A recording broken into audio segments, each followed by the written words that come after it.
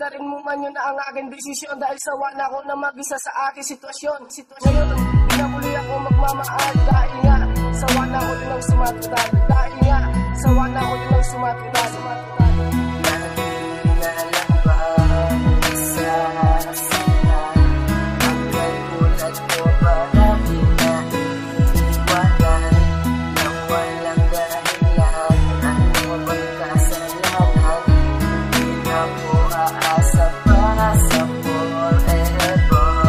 Kasi katulad ko sa iyo umasa pa at pinaliwala at ibinigyan ng halaga at ipinaparamdam sa akin kung paano bang mahalin ng isang babae na binigyan ko na ng pansin. Pero parang wala pa rin kasi nakuwang magloko. Wala pala sa pagkatao mo ang pagsiseryoso, kaya mainam na siguro talikuran ko na rin. Kesa naman mukhang tanga, di naman kayang mahalin at suklian lahat-lahat ng aking mga binigay. Sa likod ang pagsasama, bakit biglang natangay ang dating masaya pinagsamahan natin noon? Bakit biglang tinalikuran at hindi na nalingon? Kaya tanong ko sa sarili, may forever pa kaya? Kung ganito na lang palagi at walang pinag-iba, paulit-ulit na lang lagi at wala nang pagbabago. Kaya suko na sa forever kasi di yan totoo.